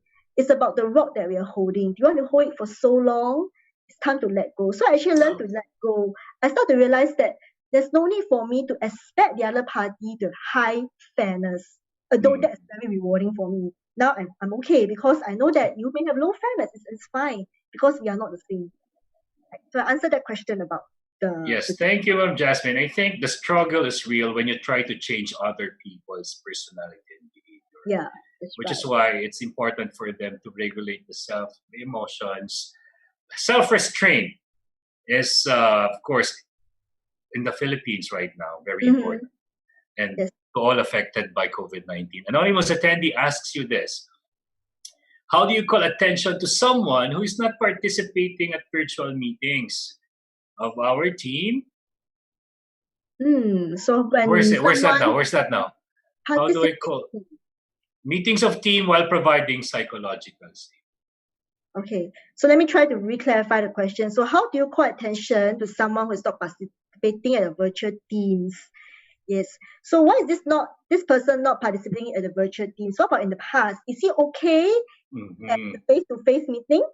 If he's all along like that, right, then I think there's no difference. He's already engaged. But let's say he's very engaged in the face-to-face meeting, but disengaged now in the virtual meetings, that means something is not right. Right? I think that's where you need to have a heart-to-heart conversation, one-on-one, not in a team setting. I think remember psychological safety has to feel safe that my esteem is not being affected. One-on-one with the person to ask what's happening, to lay expectations, to ensure that this person is okay. So I think see whether is there a change of behavior before COVID when you work face-to-face and versus now when you work from home. Right, so I think that really requires you to have that one-to-one conversation with that person. Yes. Thank you, Jasmine. From one anonymous attendee, what can I do to cope up with my anxiety in my everyday work from home? Yes, so first identify what is the brain domains you prefer. Right, the one that's rewarding to you, right, means that if your boss or your team members give that a lot to you, you feel less stress and less triggers. So for instance, if someone with high security, right, they would like their leader to give them more certainty, more directions, and also try to give me more clarity in what I'm doing, or even if can't, at least have a conversation to ensure me, right? So that's one thing, to know first what is your safety domain. And of course, that also means that if let's say you have high security and your leader don't give it to you, you create more stress to you. Yeah. And we always see this happen between a staff who has high security needs versus a leader with high autonomy. A leader with high autonomy will not give security. High security needs the attention, because high autonomy leader is I enjoy this autonomy, and I think that you can be able to manage yourself. I will give you the broad directions and results expected and timeline, and you can manage yourself. But you give to someone who has an employee who has high autonomy needs, he will enjoy it, because he finds that my boss is not micromanaging. He has a high trust and give me that leeway to be creative and decide, have a sense of control in what I'm doing. So I think it can be anything that triggers stress. You need to ask yourself which part of the safety domains and that triggers because it's lacking from your leader or lacking from a team, and how would you use that conversation? If let's say you have no chance to give that conversation, maybe it's yourself. You have to reframe and start with your self-coaching, self-awareness. Thank you. Now, I learned of my new boss informally, and this boss informed me of what I'll do via email together with other functional teams. The additional job is supposedly his job based on prior organization, but it becomes problematic. Is the way he delegated proper? Because I'm not happy with the way it is communicated. That's right. So this shows that your needs, safety needs, which is your safety needs, you rather than you mention the informal, right, and via email, perhaps your safety needs could be maybe esteem. You feel better if the supervisor has spoke to you face to face, give you the encouragement, and not just very cold, just an email, get this done, is what's supposed to do. Right? So this shows that you are being triggered by one of the domain. Okay, you can, if you really want to find out more, you can email me to do your preference, but you should know what triggers you. It could be also fairness, because you feel so unfair that your supervisor never asks you for your opinions and get you to do this where it's supposed to be his job. So it could be also you have very high need for fairness, and it's triggered when these things are not done properly, right? So this could be the key reason. And again, conversation with the supervisor, share safety domains. If it's not ready, you find it's not mature enough, we have to start from ourselves. As what Howell has said, it's very difficult to change others. We have to learn to adapt and reframe ourselves. So fairness and esteem are this person's main Fairness concern in the and esteem, I felt, was from what the behavior that the person was describing. Thank of course, you. the profile is more accurate to know what they really are. Thank you, ma'am. One anonymous attendee is asking you, how can I win the trust of my employees? How can you win the trust of employees? I think that trust is a very big word. First is, are you willing to share? Okay, so psychology safety also is part about leaders. Leaders do not know all the answers. And it's nothing wrong for leaders to be vulnerable to share their problems, vulnerable to share that this may not be my strength. That's why I recruited you. I need you to be part of the team who has the strength to help me. So I think leaders can win trust by willing to share open disclosure, your concerns, your problems, your issues, and I think the staff will feel glad to solve, because they may have other ideas, or this could be their strengths, because no one has all the same strengths. And safety domains is a way to win trust, because we are not here to look at everyone with a judgment eye based on our colored lens, but knowing that we all crave for safety. It's been shown in neuroscience since tribal times. Social pain and physical pain are the same. Social rejection in the workplace is the same. And how can we nurture, be taken everybody's safety needs into consideration in our work, communication, decision making? So that builds trust, although we are different in our safety domains. Thank you, Ma'am Jasmine. From Maria Cristina Elauria, what does existing research show about how a team or department can thrive with psychological safety measures in place, team initiated, notwithstanding their organization's lack or absence of psychological safety measures? It's a very good question. So Amy Emerson did her research in a team setting, not the organization setting. Organization setting is changing the culture. So we know that culture is made up of people, leaders, right? And people, even within teams, there's also subculture. Yeah. So you start from your teams first, right? Your teams, because it's easier and it's nearer to you, to build that psychological safety and promote this to more teams. When there are more teams, there's a ripple effect. When more teams are more aware about the importance of psychological safety, besides importance, the key is nurture. That's important. Cultivate. That's why my topic is on cultivate, right? That psychological safety. And cultivate is not immediately short run or just a short-term effort. It's the environment to allow this to grow. And we find that psychological safety can be very effective when leaders themselves believe and practice it. Right, so I have a conversation with one of my family members just a few days ago. I said, how come when your phone calls, teleconference with your bosses, come sometimes the staff can also disagree with the boss in the conversation, which I find is a bit different. From Asia, we respect our boss. We will not ask questions or challenge his views. And I asked my family member, why is that so? Because our purpose and the team norms or ground rules as a group, as a team, is we need to have diverse views so that our products can be better.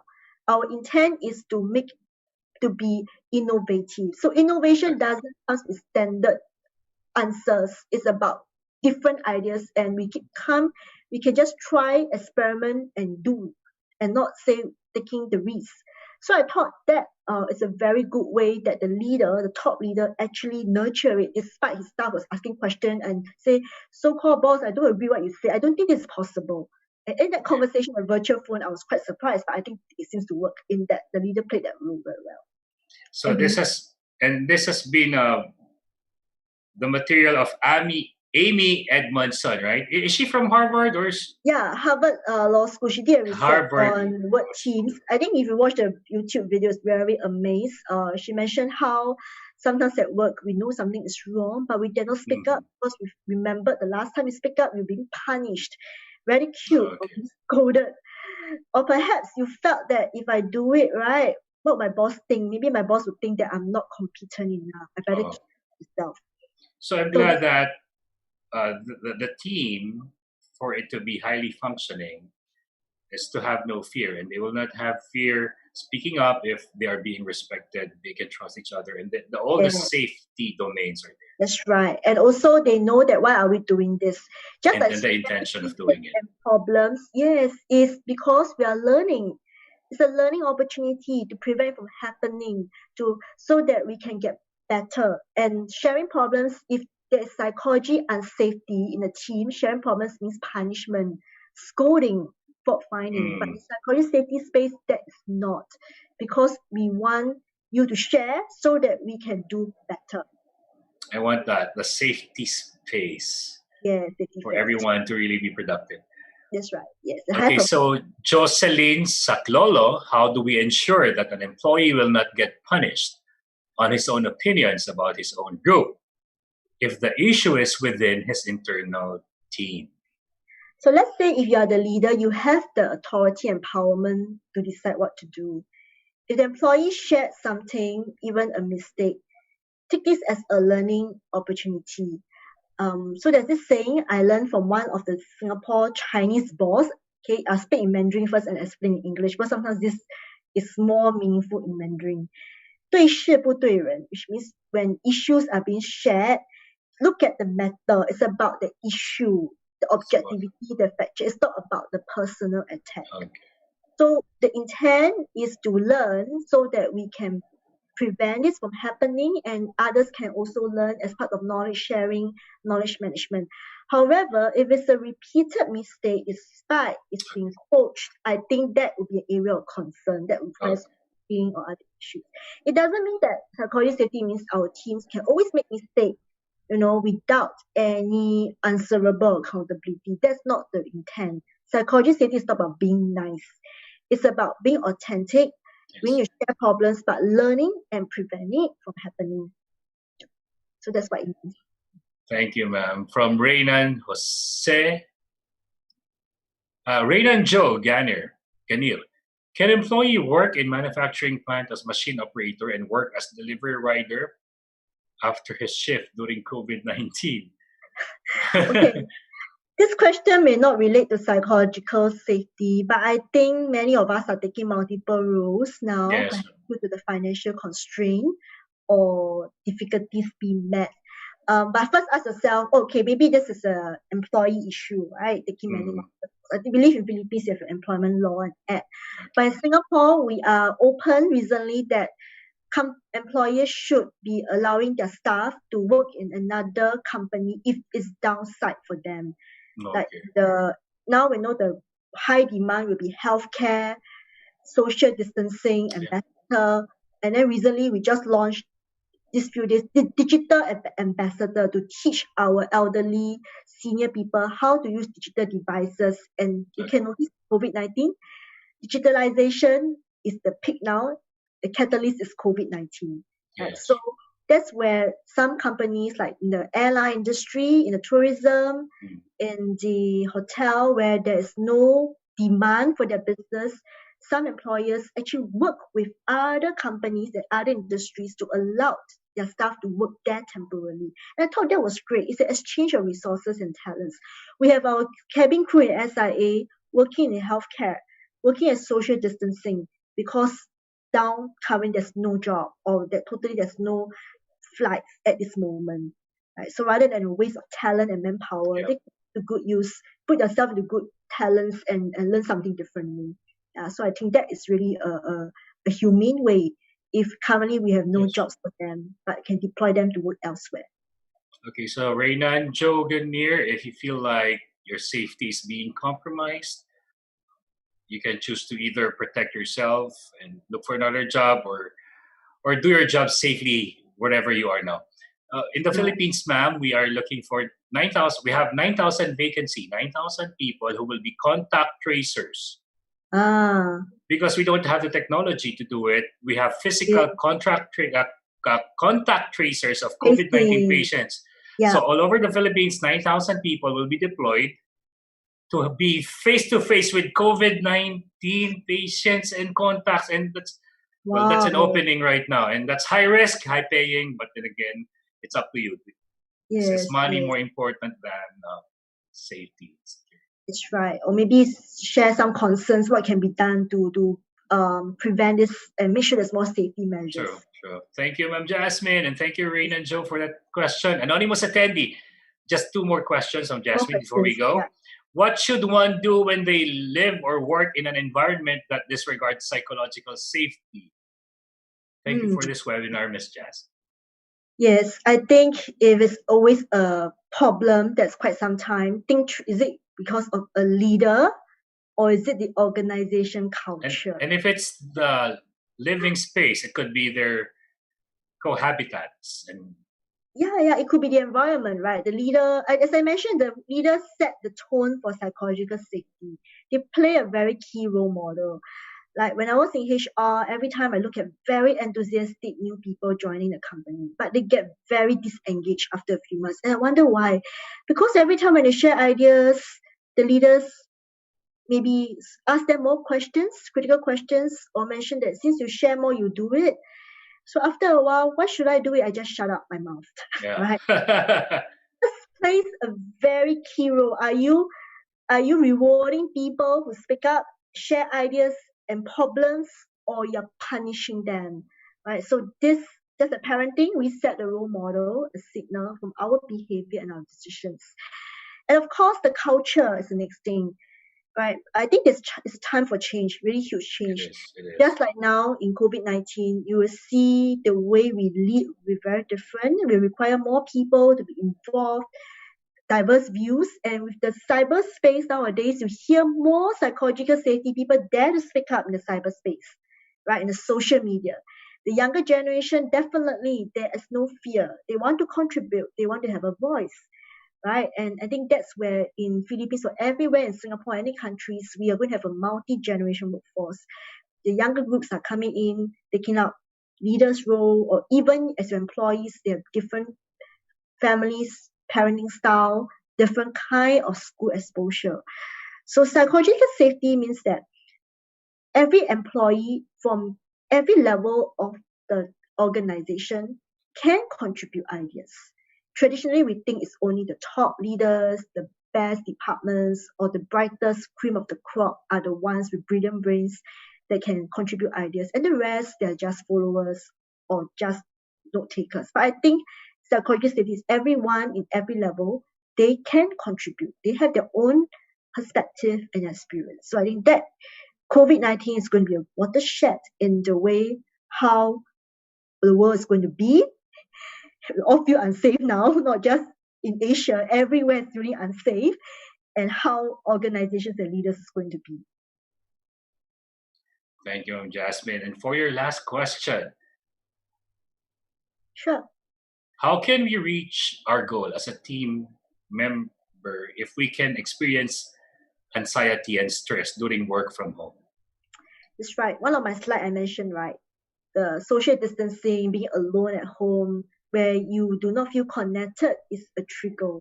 Perhaps from this participant, which I look at the behaviors, the need is the trust need is very high. Yeah. The need to feel connected, because we're all social animals, and some of us thrive very well in trust. For me, trust is not my high need. My high need is fairness. I'm okay to work alone. But for certain people, they felt that, I'm actually very stressed. But if I have my network of my bosses and my colleagues having check-in conversations with me regularly, encouraging each other, right, I feel less stressed and able to cope. So just last month, I did a virtual empathy circle with the employees in the team. And it's so interesting to hear. The topic was about COVID-19, what can we appreciate about during these tough times? Although it's hard, what's something that we can appreciate, right? And some of them actually shared, one of them shared actually cried, and the rest of team members, when they shared their personal stories, they also cried. And I thought it was very powerful because that, although we may not have met each other face to face, we can still connect in the virtual space. And takeaway is they start to realize that I'm not alone, right? And we are all facing the same problems. There's more empathy. So while you being alone, thinking that am I the only one feeling so stress, anxiety, is not. Perhaps a connection to the virtual space at the meeting. Don't straight away go into work discussion. Have a check-in question like what I did just now, asking them, so what is something that you're grateful for during this difficult period, right? And you can notice the power, the energy of the conversation is very different. And once one people shared, it's a ripple effect, virtual connection, that they start to realize that I'm not alone. And I began to know you better, and we can be more collaborative because we used to be competitive. Right now, we know that we need to work together. Have a check-in question like what I did just now, asking them, so what is something that you're more resilient during this difficult, be more high-performing or value-creating at this time. You can notice the power, the energy of the conversation. Thank you, Jasmine, for 1.5 years. 1.5 hours. It felt like 1.5 years. 1.5 hours of they start to realize that I'm not alone. Informative and I session, began to Q&A. know you better. So everybody put your hands together for Jasmine. Jasmine, for the last minute of our show, of our webinar, we call it the takeaway. What do you want us to think about tonight before we go to sleep? That's right. Yeah, so the takeaway, as I mentioned, right, you can contact Ariva Academy if you are interested to know about how to conduct a safety workshop in the virtual space. Or in my email, I'm going to write in my chat box, right? I'm going to write here. So let's say if you are interested to try out the free profile, okay, which is to understand what is the most highest safety domain, you can drop me an email and then we can connect through a coaching session, especially for leaders and managers, to understand about yourself and your team members. So that's Jasmine at Breakthrough Catalyst. Okay, that one. Thank you, Jasmine, and everybody. Put your hands together. Hope to see you in person soon, Jasmine. Yes, hopefully I met you last round in Philippines for our conference face-to-face. Our Philippine HR Congress, we met last year. So hope to see you again this year. That's right. Sure. Because in October, Pfizer and Sanofi, I believe, are among the two pharmaceutical companies who promise to offer the vaccine for COVID-19. And we pray that in October will all happen. Yes, thank you so much. So we'll end the chat. And thank you all for your webinar chat. I see lots of encouragement. Thank you so much. And hopefully we can also connect again virtually or face-to-face in the Connect future, again right? and meet again. Okay, we're being flooded by thank yous and messages of gratitude. Thank you so much, Ms. Irish Malonda Samson. What a way to start the month of June. The first day of June being Monday and talking about cultivating the psychology safety for virtual teams during difficult times. Yes, Sir Howell. I agree with our participant, Ms. Maria Asuncion Cruz. It has been a very informative session from Coach Jasmine. And in behalf of Ariva Academy, thank you so much for sharing with us your insights, your learnings about the psychological safety. Thank you so much, Ms. Iris. Let's ask our participants what are their takeaways, point of views with regards to our session this afternoon. Okay, so for our live stream, YouTube live stream participants and Zoom room participants, type in your takeaway. My takeaway is that of the safety domain, I am a high trust person. I don't just welcome people in my life. I have to trust them before I let them in. So that's why I don't have tons of friends, but I have just a few friends, and you're one of them. Wow, thank you. I was Because honored. Thank you I so can much, only Sir let Howell. a few people into my life, people I trust. And thank you, Jasmine, for that. Yes. So while we're waiting for the takeaways from our participants, mine is, of course, learnings about social rejection and physical pain. Pain is has the same effect, of course. Yeah, that's And well, my point of view is that I think in any platform, maybe it's whether it's virtual or face to face, as long as the connection will be has good intention, pure yeah. intentions, with heart and concern to your team, I think psychological safety will be there, and will Wonderful. definitely what they call this, will definitely engage your team. I agree with you 100%, Madam Irish Malonda Samson. Okay, let's read the takeaways from Ms. Beeper Garcia. Hi, Ms. Beeper. Mine is the importance of knowing thyself on the part of the leader and on the team members. Thank you with that, Ms. Wow, Beeper. thank Okay. you. And Melchor Cordova, Sir Melchor, thank you, Irish Howell and Ariva Academy. Every Ariva Academy webinar is a rewarding experience. Thank you. From Lot Chuan, the safety model. Okay, that's See, a everybody staple. love it. Everybody loves Thank you it. so much for being with us today. And we hope that you will be able to somehow apply it with your own organization, with your company. And of course, Sir Howell, thank you so much for being with us in this afternoon.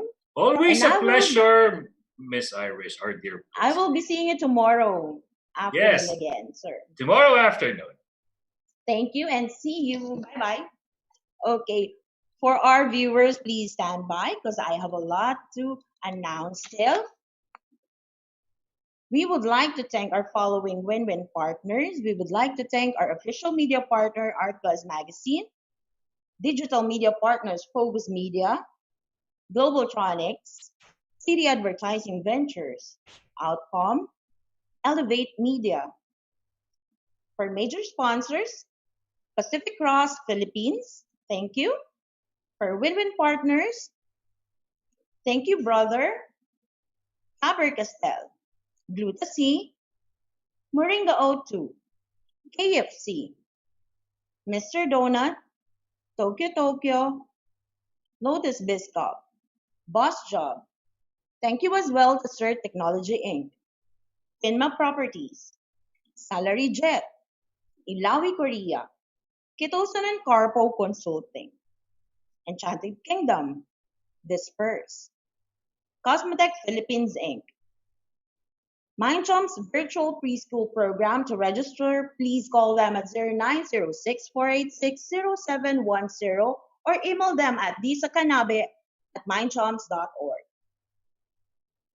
And if you want to place your ads here, advertise your company, services, and logo, have a brand exposure to thousands of viewers through Zoom, LinkedIn, FB, and YouTube, please email us at marketing@ariva.com.ph.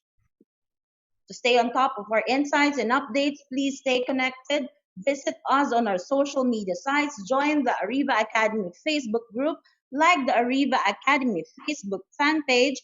Follow the Ariva Academy LinkedIn page. And visit us on our website. It's www.ariva.com.ph. And if you want to watch the replay of our e-learning session this afternoon and our previous e-learning sessions, please do subscribe to our YouTube channel. It's Ariva Academy and Ariva Talks. Don't forget to subscribe and click the bell button so that you will be notified on our future e-learning sessions. For our upcoming online learning sessions, please visit our website. It's www.ariva.com.ph to register. And we would like again to invite you on our live webinar series for a cause, the HR Virtual Summit page 2020. We have invited international and local subject matter experts. Our session with Coach Jasmine Liew is one of the part series of this HR Virtual Summit PH. This will be tomorrow. Don't forget to register June 2, 3 to 4:30 p.m. Selling Under Fire, Secrets of Proactive Selling in a Crisis. And this will be discussed by none other than Coach MJ Tolan from United States. Transformations through growth mindsets, learning and thriving through challenges. This is a live webinar series for us, and this will be on Wednesday, June 3. This will be discussed by none other than Mr. Eric Riego de Dios. Coach with Acts, of course, we will be joined by none other than Coach May Soriano. This will be on Tuesday next week, June 9. Don't forget to register 3 to 4:30 p.m. Another live webinar series for a cause, how to connect with clarity and confidence, building community in times of uncertainty and isolation. This will be discussed by none other than Coach Kerry Pips from Australia, and this will be on Wednesday, June 10. Don't forget to register. Another e-learning masterclass from none other than Mr. Jonathan Yabut, how to manage the millennials in the workplace. This will be on Tuesday, June 16, 4 to 6 p.m. Another e-learning masterclass from Mr. Jonathan Yabut, Work Smart, Not Just Hard, how to boost your productivity at work. This will be on Wednesday, June 17. Don't forget, June 17, 4 to 6 p.m. E-learning masterclass, Prospecting, Cold Calling, Telephone Sales, and Closing the Deal. This will be on Thursday, June 18, 3 to 5 p.m. And we will be having Mr. Chris Randall to discuss this session.